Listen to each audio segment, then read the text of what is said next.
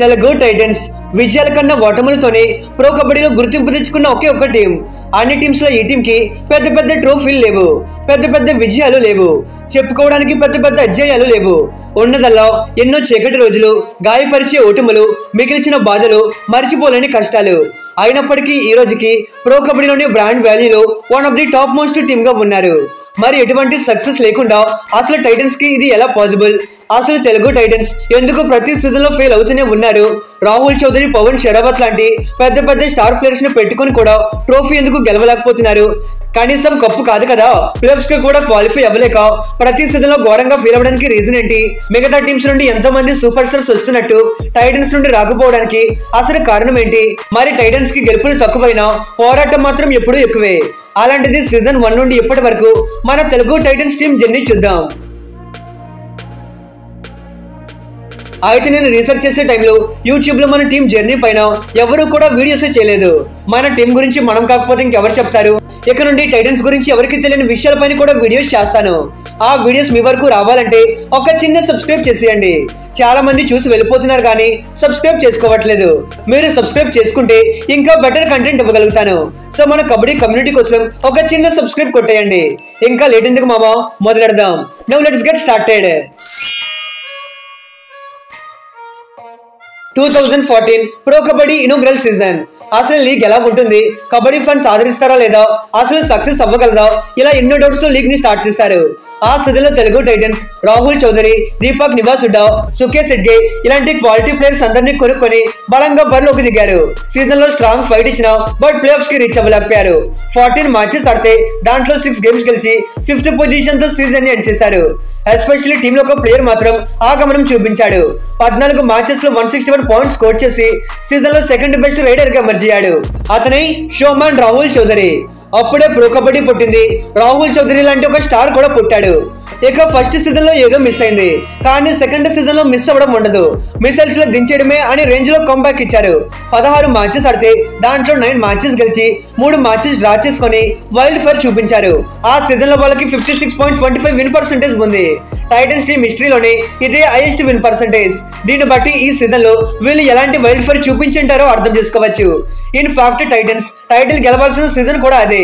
ఆ season league stage లో అదిరిపోయే పర్ఫార్మెన్స్ ఇచ్చారు, కానీ ఎలిమినేటర్ లో ఓడిపోయారు. అక్కడ గెలిచింటుంటే మాత్రం ఫైనల్ కి వెళ్లేవాళ్ళు. ఆ సీజన్ లోనే రాహుల్ చౌదరి మరోసారి చెలరేగిపోయాడు. 107 రేట్ పాయింట్స్ తో సీజన్ లో సెకండ్ బెస్ట్ రైడర్ గా నిలిచాడు. ఇక అదే ఎనర్జీతో థర్డ్ సీజన్ లోనూ ఫైర్ పుట్టిద్దాం అనుకున్నారు, కానీ మరీ పెద్ద ఫైర్ లేగలేదు. 14 మ్యాచెస్ ఆడితే దాంట్లో 7 మ్యాచెస్ గెలిచి 7 మ్యాచెస్ లో ఓడిపోయి 5th పొజిషన్ తో సీజన్ ని ఎండ్ చేశారు. ఆ సీజన్ లోనూ మళ్ళీ రాహుల్ చౌదరిని ఒంటి చేత్తో టీం ని నడిపించాడు. 87 రేట్ పాయింట్స్ స్కోర్ చేసి డీసెంట్ గా రాణించాడు. But second and third raider support లేకపోవడంతో రైడింగ్ డిపార్ట్మెంట్ లో పెద్ద ఇంపాక్ట్ ఏమీ చూపించలేకపోయారు. ఇక సీజన్ 4 లో మాత్రం మళ్ళీ ఓజీ కంబ్యాక్ చూపించారు. 16 మ్యాచెస్ లో 8 మ్యాచెస్ గెలిచి టాప్ 2 లోకి వెళ్లారు. అక్కడ కూడా టైటిల్ గెలవాల్సిన ఛాన్స్ దొరికింది, బట్ అన్ఫార్చునేట్లీ మళ్ళీ క్వాలిఫైర్ మ్యాచ్ లోనే ఓడిపోయారు. కానీ రాహుల్ చౌదరి మాత్రం రప్పర్ ఆడించాడు. ఒకటా రెండో ఏకంగా 146 పాయింట్స్ స్కోర్ చేసి సీజన్ లో బెస్ట్ ప్లేయర్ గా నిలిచాడు. ఆ టైంలోనే రాహుల్ చౌదరి నుండి రైడ్ మిషన్ రాహుల్ చౌదరిగా మారిపోయాడు.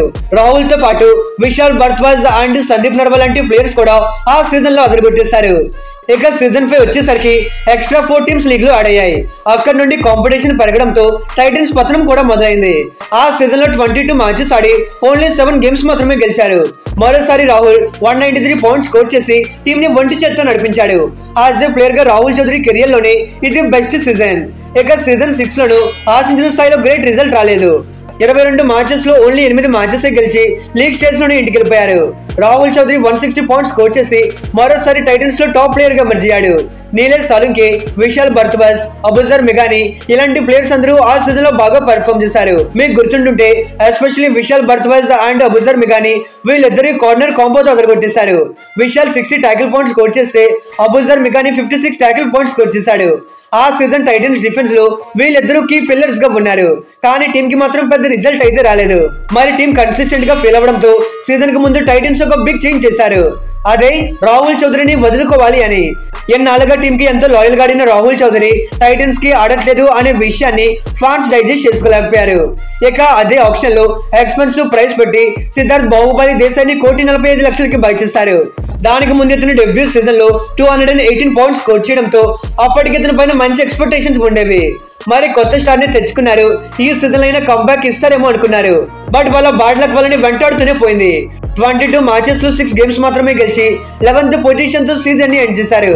ఈవెన్ సీజన్ 8 కోసం రోహిత్ కుమార్ లాంటి పెద్ద ప్లేయర్ ని కూడా కొనుక్కున్నారు. ఏదో గెలిపిస్తాడని కెప్టెన్సీ కూడా ఇచ్చారు. కానీ ఆ సీజన్ లో డిజాస్టర్ కి బ్రాండ్ అంబాసిడర్ లాంటి పర్ఫార్మెన్స్ చూపించారు. ఓన్లీ ఒక్కటంటే ఒక్క మ్యాచ్ మాత్రమే గెలిచి ఫ్యాన్స్ అందరినీ చాలా డిసప్పాయింట్ చేశారు. సిద్ధార్థ్ దేశాయ్ అండ్ రోహిత్ లాంటి స్టార్స్ టీంల పెద్ద ఏం చేయలేకపోయినప్పుడు యంగ్స్టర్స్ ముందుకొచ్చి మునిగిపోయిన గౌరవాన్ని కాస్త నిలబెట్టారు. అంకిత్ బెన్వల్ 111 పాయింట్స్ స్కోర్ చేసి టాప్ రైడర్ గా నిలిచాడు. ఇక రజనీష్ కూడా 106 పాయింట్స్ తో ఇంప్రెస్ చేశాడు. ఈ సీజన్ లో పాజిటివ్స్ గురించి అసలు మాట్లాడలేం, నెగటివ్ గురించి అడిగితే మాత్రం చాలానే చెప్పొచ్చు. ఈ సీజన్ లో టైటన్స్ ఇబ్బంది పడినట్టు ప్రో కబడ్డీ హిస్టరీలోని ఏ టీం కూడా స్ట్రగుల్ అవ్వలేదు. అంత ఘోరంగా ఓడిపోయారు. టైటన్స్ కి one of the darkest season. ఈ సీజన్ తో టైటన్స్ కాన్ఫిడెన్స్ మరింత డౌన్ అయిపోయింది. ఎలా అయితే కాదని సీజన్ 9 కోసం కొత్త స్ట్రాటజీస్, కొత్త ప్లాన్ తో కొత్త టీం ని బిల్డ్ చేశారు. సిద్ధార్థ్ దేశాయ్ తో పాటు సీజన్ 8 లో అదరగొట్టిన అభిషేక్ సింగ్, మోను గోయత్, సుర్జిత్ సింగ్, పర్వేజ్ బన్స్వాల్, విశాల్ భరద్వాజ్ ఇలాంటి మాస్ ప్లేయర్స్ అందరినీ కొనుక్కున్నారు. ఈ టీం చూశాక ఈ సీజన్ లో టైటన్స్ టాప్ లేపేసే కంబ్యాక్ ఇస్తారేమో అనుకున్నారు. కానీ వీళ్ళంతా కలిసి టీం మొత్తాన్ని లేపేశారు. సీజన్ 8 లో ఒక్క మ్యాచ్ గెలిస్తే సీజన్ 9 లో ముందుకొచ్చి 2 మ్యాచ్లు గెలిచారు. మరి వాళ్ళ రికార్డ్ ని వాళ్ళే సేవ్ చేసుకున్నారు. అదేంటో టైటన్స్ కి రాకముందు వీళ్ళంతా ఒక ఊపు ఊపేశారు. కానీ టైటన్స్ లోకి వచ్చాక అని ఎలా ఆడారు. ఎలా అయితే కాదని మీడియం రేంజ్ ప్లేయర్స్ అందరినీ వదిలేసి మళ్ళీ కొత్త స్ట్రాటజీస్ తో సీజన్ 10 లో పవన్ షెరావత్ ని 2,60,00,000 హై అమౌంట్ కి కొనుక్కున్నారు. పవన్ రాకతో అయినా టైటన్స్ కి పవనాలు వస్తాయి అనుకున్నారు. కానీ చివరికి మరోసారి పతనమే మిగిలింది.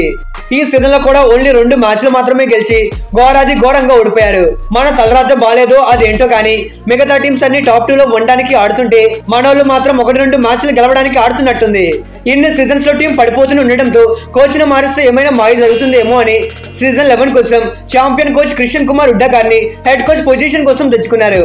అప్పటి వరకు చాలా కోచెస్ వచ్చారు కానీ ఇతను టైటన్స్ తలరాత మారుస్తాడు అనే నమ్మకం ఎవరిపైన ఉండేది కాదు. కానీ క్రిషన్ గారు మాత్రం ఖచ్చితంగా టీంలో బలమైన ఇంపాక్ట్ చూపిస్తారు అని మేనేజ్మెంట్ అండ్ ఫ్యాన్స్ నమ్మకం పెట్టుకున్నారు. అనుకున్నట్టే విజయ్ మాలిక్, ఆశీష్ నర్వాల్, సాగర్ ఇలాంటి ప్లేయర్స్ అందరినీ ఆప్షన్ లో తీసుకున్నారు. అయితే ఈ టీం చూశాక ఈసారి కూడా ముందే ఇంటికి వెళ్ళిపోతారులే, వీళ్ళ పని అయిపోయింది అని అందరూ అనుకున్నారు. కానీ ఈ సీజన్ నుండి అసలైన పని మొదలైంది అనే రేంజ్ లో ఫైర్ పుట్టించారు. కాదు వైల్డ్ ఫైర్ పుట్టించారు. యూజువల్లీ ఫస్ట్ మ్యాచ్ లో టైటన్స్ ఎప్పుడు గెలవరు. అలాంటిది బెంగళూరు బుల్స్ జరిగిన ఫస్ట్ మ్యాచ్ లోనే పవర్ఫుల్ విక్టరీ కొట్టారు. అక్కడితో ఆగారా అంటే అస్సలు లేదు. పెద్ద టీమ్స్ ను కూడా మట్టి కల్పిస్తూ సీజన్ లో దూసుకుపోయారు. ఎప్పుడు కన్సిక్యూటివ్ మ్యాచెస్ లో ఓడిపోయే టీం ఈసారి కన్సిక్యూటివ్ గా గెలుస్తూ గెలుపు గుర్రాలా ఆడారు. In fact season first half end అయ్యేసరికి టేబుల్ లో టాప్ పొజిషన్ కి వెళ్ళిపోయారు. ఎప్పుడో సెకండ్ అండ్ ఫోర్త్ సీజన్ లో టాప్ పొజిషన్ లో ఉండేవాళ్ళు మళ్ళీ సీజన్ 11 లో ఆ ఎత్తును చూశారు. ఇదంతా జరిగింది అంటే ఓన్లీ రీజన్ క్రిషన్ కుమార్ హుడ్డా గారే. ప్లేయర్స్ అంతా ముందుండి టీం ని నడిపిస్తే ఈయన వెనకుండి టైటన్స్ తలరాత మార్చారు. ఈవెన్ ప్లేయర్స్ కూడా చాలా బాగా రాణించారు. Especially the man Vijay Malik. అసలు ఇతని గురించి ఎంత చెప్పుకున్నా తక్కువే. ఒక రాజ్యాన్ని ఒక రాజు ఎలా నడిపిస్తాడు ఆ విధంగా టైటన్స్ ని నడిపించాడు. అసలు ఎవరు ఎక్స్పెక్ట్ చేశారు హర్యానా, పాట్నా, యూముంబా, జైపూర్, తమిళ్ తలేబాస్, పూణే ఇలాంటి పెద్ద టీమ్స్ పైన టైటన్స్ గెలుస్తారని? అసలు ఎవరు ఎక్స్పెక్ట్ చేశారు టైటన్స్ 12 మ్యాచెస్ వరకు గెలుస్తారని? కానీ చేసి చూపించారు. పవన్ లేని టైంలో కూడా కన్సిక్యూటివ్ గా మ్యాచెస్ గెలుస్తూనే పోయారు. కానీ ఎక్కడ కూడా అన్ఫిట్ గా ఉంది అనే సిచ్యువేషన్ కి రాలేదు. ఇక విజయ్ తో పాటు పవన్ షెరావత్ బాగా పర్ఫామ్ చేయడం most important. As a third raider గా ఆశీష్ నర్వాల్ ఆపత్ బాంధవుడ్ లో ఆదుకున్నాడు. ఒక స్టేజ్ లో సిచ్యువేషన్ ఎలా ఉందంటే మల్టిపుల్ పాయింట్స్ కావాలంటే ఆశీష్ వెళ్ళేవాడు. ఈవెన్ డిఫెన్స్ లోను ఏ ఎక్స్పెక్టేషన్స్ లేని Sagar Rawal, Ajit Pawar, Ankit top level performance ఇచ్చారు. ఓవరాల్ గా టీం మొత్తం నుండి ఒక యూనిటీ గేమ్ చూసాం. ఒక టీం గేమ్ ఆడితే ఎలాంటి రిజల్ట్ వస్తుందో ఈ సీజన్ లో టైటన్స్ కి తెలిసి వచ్చింది. ఇక ఇదే సీజన్ లో టైటన్స్ మరో బలం గురించి మాట్లాడుకోవాలి. అదే వాళ్ళ ఫ్యాన్స్. ఆఫ్ కోర్స్ సీజన్ 1 నుండి మన వాళ్ళకి లాయల్ ఫ్యాన్స్ ఉన్నారు. ప్రతి సీజన్ లో వాళ్ళు చీకటి రోజులు చూశారు కానీ ఏ సీజన్ లోనూ మనస్ఫూర్తిగా ఆనందపడిందే లేదు. కానీ లాస్ట్ సీజన్ లో మనలో ఆనందం ఎలా ఉందంటే కప్పు కొడితే ఎంత హ్యాపీగా ఫీల్ అవుతారో అంతే ఆనందపడ్డారు. చెప్పాలంటే వాళ్ళ నిరీక్షణకి లాస్ట్ సీజన్ తో తెరపడింది. మళ్ళీ లాస్ట్ పొజిషన్ కాకుండా అట్లీస్ట్ టాప్ 10 లైన్ ఉంటే చాలు అనుకున్నారు. అలాంటిది టైటన్స్ డామినేటింగ్ చూపించడంతో ఫ్యాన్స్ ఆనందానికి అద్దెలు దాటిపోయాయి. ఎప్పుడు లేనంత ఈ సీజన్ లో టైటన్స్ కి సోషల్ మీడియాలో కూడా భారీ సపోర్ట్ దొరికింది. ఇన్ ఫ్యాక్ట్ క్వాలిఫై అవ్వకపోయినా కానీ టైటన్స్ మేనేజ్మెంట్ అండ్ ఫ్యాన్స్ కి కప్పు గెలిచేసాం అనే రేంజ్ లో హ్యాపీనెస్ కలిగింది. అయితే స్టార్టింగ్ లో చెప్పినట్టు సక్సెస్ లేకపోయినా ఈ రోజుకి తెలుగు టైటన్స్ బ్రాండ్ వాల్యూలో టాప్ ప్లేస్ లో ఉన్నారంటే దానికి రీజన్ ఏంటో తెలుసా? వాళ్ళ ఫ్యాన్సే. రైట్ నౌ సోషల్ మీడియాలో 4th మోస్ట్ ఫాలోవర్ టీమ్ గా ఉన్నారంటే దీన్ని బట్టి క్రేజ్ ఎలా ఉందో అర్థమవుతుంది. మరి ఇంత క్రేజ్ రావడానికి మేజర్ రీజన్ నన్ను అడిగితే రాహుల్ చౌదరి. ప్రో కబడ్డీ స్టార్టింగ్ టైంలో రాహుల్ చౌదరిని అభిమానించే వాళ్ళు ఎవరు లేకపోయే వాళ్ళు కాదు. క్రికెట్ లో విరాట్ కోహ్లీకి ఎంత క్రేజ్ ఉందో కబడ్డీలో రాహుల్ చౌదరికి అంత క్రేజ్ ఉంది. అతను టైటన్స్ కి 6 సీజన్స్ ఆడడంతో తెలుగు పీపుల్ మాత్రమే కాకుండా ఓవరాల్ ఇండియా నుండి టైటన్స్ కి మంచి సపోర్ట్ దొరికింది. ఆ తర్వాత సిద్ధార్థ్ దేశాయ్ అండ్ పవన్ షరావత్ లాంటి స్టార్స్ టీమ్ లోకి వచ్చి ఆ బ్రాండ్ ని అలానే కంటిన్యూ చేశారు. అయితే ప్రతి ఫ్యాన్ కి ఉండే డౌట్ ఏంటంటే అసలు టైటన్స్ ఫెయిల్ అవ్వడానికి మేజర్ రీజన్స్ ఏంటి? Number 1, changing players consistently. మిగతా టీమ్స్ లో ఉన్నట్టు టైటన్స్ లో చూసుకుంటే ఏ ప్లేయర్ కూడా ఎక్కువ కాలం స్టేబుల్ గా ఉండలేదు. ఎక్సెప్ట్ రాహుల్ చౌదరి, మిగతా ఏ ప్లేయర్ కూడా ఎక్కువ సీజన్స్ లో ఆడలేదు. అంటే ఏ ప్లేయర్ పైన కూడా ఎక్కువ కాలం స్టాండర్డ్ ఇవ్వలేకపోయారు. ఒక ప్లేయర్ లో టాలెంట్ ఉందని తెలిస్తే అతను ఈ సీజన్ లో పర్ఫామ్ చేయకపోయినా అతన్ని బ్యాక్ చేసి ఆపర్చునిటీస్ ఇస్తే నెక్స్ట్ సీజన్ లో అయినా అతను బాగా పర్ఫామ్ చేసి వన్ డే సూపర్ స్టార్ గా మారుండేవాడు. ఇది ఓన్లీ ఇద్దరు విషయంలోనే చేశారు. ఒకరు రాహుల్ చౌదరి, మరొకరు సిద్ధార్థ్ దేశాయ్. అందుకే టైటన్స్ టాప్ 2 సక్సెస్ అయిన ప్లేయర్స్ లో వీళ్ళిద్దరు తప్పిస్తే మిగతా ఎవరు ఉండరు. క్వాలిటీ ప్లేయర్స్ ని స్టేబుల్ గా కంటిన్యూ చేసుకోకపోవడం టైటన్స్ ఫెయిల్యూర్ కి one of the major reason. Number 2, talent ignoring team. Yes, మీరు వింటుంది నిజమే. టైటన్స్ ఇప్పుడు కూడా కొత్త టాలెంట్ ని గుర్తించలేకపోయారు. మరి రాహుల్ చౌదరి అండ్ దీపక్ కూడా ఇలాంటి స్టార్ ప్లేయర్స్ తెలుగు టైటన్స్ నుండి వెలుగులోకి వచ్చారు కదా బ్రో అని మీరు అనుకోవచ్చు. ఆఫ్ కోర్స్ నిజమే, ఇలాంటి ప్లేయర్స్ ని గుర్తించారు. కానీ ఎప్పుడు? ప్రో కబడ్డీ పుట్టినప్పుడు. ఆ తర్వాత మళ్ళీ అలాంటి ప్లేయర్స్ ని ఎందుకు గుర్తించలేకపోయారు? ప్రతి టీం ప్రతి సీజన్ లో కొత్త స్టార్స్ ని ప్రో కబడ్డీకి పరిచయం చేస్తుంటే టైటన్స్ మాత్రం ఎందుకు కొత్త టాలెంట్ ని తీసుకోలేకపోయారు? నన్ను అడిగితే దీనికి బెస్ట్ ఎగ్జాంపుల్ ప్రతి టీం నుండి కూడా చెప్తాను. పునేరి పల్టన్, అస్లం ఇనందర్, ఆకాష్ షిండే, పంకజ్ మోయితే, ఆదిత్య షిండే, చెప్పుకుంటూ పోతే ఇలాంటి ఎంతో మంది సూపర్ స్టార్స్ ని తయారు చేశారు. ఆల్సో దబంగ్ దిల్లీ, నవీన్ కుమార్ అండ్ ఆయుష్ మాలిక్ లాంటి గ్రేట్ స్టార్స్ ని తయారు చేశారు. ఆల్సో హర్యానా, వినయ్, శివం పటారే, జయదీప్ ఇలాంటి ఛాంపియన్ ప్లేయర్స్ ని పుట్టించారు. ఆల్సో యూపీ యోధాస్, నితీష్ కుమార్, ఆశీష్ సింగ్, సుమిత్ సాంగ్వన్, హితేష్ గుర్దీప్ ఇలాంటి ఎంతో మంది టాలెంటెడ్ ప్లేయర్స్ ని ప్రతి సీజన్ లో గుర్తించుకుంటూనే వస్తున్నారు. చెప్పుకుంటూ పోతే ఇంకా చాలా టీమ్స్ నుండి చాలా మంది ప్లేయర్స్ ఉన్నారు. ఈ టీమ్స్ అన్ని అప్పుడు వీళ్ళకి ఛాన్స్ ఇచ్చి బ్యాక్ చేశారు కాబట్టి ఇప్పుడు వీళ్ళకి కెప్టెన్స్ గా మారి ట్రోఫీలు గెలిపిస్తున్నారు. ఆ టీం సూపర్ స్టార్స్ ని రెడీ చేసినట్టు తెలుగు టైటన్స్ నుండి ఈ రోజు ఒక స్టార్ గా మారాడు అనే ప్లేయర్ ఎవరైనా ఉన్నారా అంటే ఎక్కువ వెతకండి, ఎవరూ లేరు. మరి దీనికి రీజన్ ఏంటి అంటే పూర్ స్కౌటింగ్. మన వాళ్ళు స్కౌటింగ్ చేయట్లేదా అంటే అబ్సల్యూట్లీ చేస్తున్నారు. ఎలాంటి వాళ్ళంటే ఈ సీజన్ లో ప్లేయర్స్ ని కొంటే వాళ్ళని మళ్ళీ నెక్స్ట్ ఆప్షన్ లో వదిలేసే ప్లేయర్స్ ని. ఎప్పుడైతే ఒక టీం ఎక్కువ మంది టాలెంటెడ్ ప్లేయర్స్ కి ఛాన్స్ ఇచ్చి వాళ్ళని ఆడిపిస్తారు అలాంటప్పుడే ఆ టీం ఫ్యూచర్ బలంగా ఉంటుంది. మరి మిగతా టీమ్స్ కి ఆడే ప్లేయర్స్ సూపర్ స్టార్స్ గా ఆడుతున్నారు అంటే వాళ్ళు సూపర్ స్టార్ లాంటి ప్లేయర్స్ ని కొనట్లేదు. ఈ ప్లేయర్ సూపర్ స్టార్ అవుతాడు అనిపించే ప్లేయర్స్ ని కొంటున్నారు. అది ఎలా తెలుస్తుందంటే దేశం మొత్తం తిరిగి ఎక్కడెక్కడ టాలెంటెడ్ ప్లేయర్స్ ఉన్నారు, ఏ టోర్నమెంట్ లో ఏ ప్లేయర్స్ బాగా పర్ఫామ్ చేస్తున్నారు ఇవన్నీ గ్రౌండ్ లెవెల్ నుండి తెలుసుకుంటేనే సూపర్ స్టార్ లాంటి ప్లేయర్స్ దొరుకుతారు. కానీ టైటన్స్ విషయంలో మాత్రం ఇది జరగట్లేదు. ఇక third reason coaching staff. Season 4 ముందు వరకు డేటా లేదు కానీ సీజన్ 4 లో ఉదయ్ కుమార్, సీజన్ 5 లో నవీన్ కుమార్, సీజన్ 7 లో గొలం రిజావ్, సీజన్ 8 లో జగదీష్ కుంబ్లే, సీజన్ 9 లో వెంకటేష్ గౌడ్, సీజన్ 10 లో శ్రీనివాస్ రెడ్డి అండ్ సీజన్ 11 లో అండ్ ప్రెసెంట్ కృష్ణ్ కుమార్ హుడ్డా. ఇది మన కోచెస్ లిస్ట్. లాస్ట్ 8 సీజన్స్ లో ఏకంగా 7 కోచెస్ ని చేంజ్ చేశారు. ఒక టీం ఎన్నిసార్లు వాళ్ళ హెడ్ కోచ్ ని చేంజ్ చేస్తే ఆ టీం ఎలా స్టేబుల్ గా ఉంటుంది చెప్పండి? ఒక కోచ్ ఒక టీమ్ లో జాయిన్ అయ్యి ఆ టీం ని సక్సెస్ఫుల్ చేయాలంటే అది ఒక్క సీజన్ తో పాసిబుల్ కాదు. ఒక కొత్త టీం ని అర్థం చేసుకోవడానికి కోచ్ కి కొంత టైం కావాలి. అలాంటిది ఇలా ప్రతి సీజన్ లో కోచ్ ని మార్చుకుంటూ పోతే ఆ టీం కి స్టెబిలిటీ ఎలా ఉంటుంది? ఇలా చేయడం వల్ల ప్లేయర్స్ అండ్ కోచెస్ మధ్య కూడా అండర్స్టాండింగ్ దెబ్బతింటుంది. ఫర్ ఎగ్జాంపుల్ మీరు జైపూర్ టీమ్ లో చూసుకుంటే వాళ్ళకి సంజీవ్ బలియన్ గారు 4 సీజన్ కోచింగ్ చేశారు. ద రివార్డ్ ఫర్ దట్ వాళ్ళు సీజన్ 9 లో టైటిల్ కొట్టారు. అలానే యూపీ యోధాస్ టీమ్ కి జస్వీర్ సింగ్ గారు 7 సీజన్స్ నుండి పనిచేస్తున్నారు. ఇన్ రిటర్న్స్ ప్రతి సీజన్ లో వాళ్ళు ప్లే ఆఫ్ కి క్వాలిఫై అవుతూనే ఉన్నారు. మరి ఇన్స్టెంట్ రిజల్ట్ కోసం కోచెస్ ని మారుస్తూ పోతే రిజల్ట్ ఎప్పటికీ రాదు. అయితే చాలా మంది అంటారు కదా ఎంతమంది కోచెస్ వచ్చినా టైటన్స్ తర్వాత మార్చలేరు అని. అంతమంది కోచెస్ ని మార్చుకుంటూ పోతారు కాబట్టి నిజంగానే తలరాత మార్చలేము. టైటన్స్ ఫెయిల్యూర్ కి ఈ కోచెస్ చేంజింగ్ అనేది ఎనదర్ మెయిన్ రీజన్. ఇక ఫోర్త్ రీజన్ చూసుకుంటే spending too much amount on star players. అయితే వీళ్ళు ప్రతిసారి స్టార్ ప్లేయర్స్ ని కొనడానికి టూ మచ్ అమౌంట్ ఇన్వెస్ట్ చేస్తారు. దాని వల్ల రిమైనింగ్ టీమ్ ని బిల్డ్ చేయలేకపోతున్నారు. Of course star players important, కానీ ఇప్పుడు మీ దగ్గర మోస్ట్ టాలెంటెడ్ యంగ్స్టర్స్ ఉన్నారు, వీళ్ళు ఖచ్చితంగా యూజ్ ఇంపాక్ట్ చూపిస్తారు అనుకున్నప్పుడు మాత్రమే మీరు స్టార్స్ కోసం వెళ్ళాలి. అంతేగాని ఒక స్టార్ ప్లేయర్ ని కొనేసి ఏదో చిన్న చిన్న ప్లేయర్స్ తో నడిపిద్దాం అనుకుంటే బురదలో కాలేసినట్టే. వేసినట్టు కాదు, ఆల్రెడీ టైటన్స్ వేసేశారు. ఈ స్టార్ పిచ్ కూడా టైటన్స్ ని కొంతవరకు ముంచేస్తుందని చెప్పుకోవాలి. మొత్తానికి కొత్త టాలెంట్ ని గుర్తించకపోవడం, కన్సిస్టెంట్ గా కోచెస్ ని చేంజ్ చేస్తూ ఉండడం, బ్యాలెన్స్ టీమ్ కంటే స్టార్ ప్లేయర్స్ పైన ఎక్కువ ఇన్వెస్ట్ చేయడం, ఇలాంటివన్నీ టైటన్స్ ఫెయిల్యూర్ కి మేజర్ రీజన్స్ గా ఉన్నాయి. అయితే ఇప్పుడు చెప్పిన రీజన్స్ వీళ్ళ సక్సెస్ ని వెనక్కి నెట్టేస్తున్నాయి అని టైటన్స్ కి లాస్ట్ సీజన్ తో అర్థమైనట్టుంది.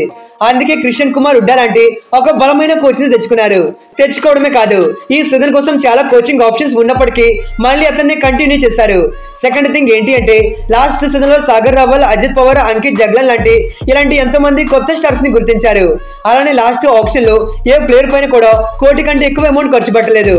ఇక్కడ కోచ్ ని చేంజ్ చేయలేదు, యంగ్స్టర్స్ ని గుర్తించారు, స్టార్స్ పైన ఎక్కువ అమౌంట్ ఖర్చు పెట్టలేదు.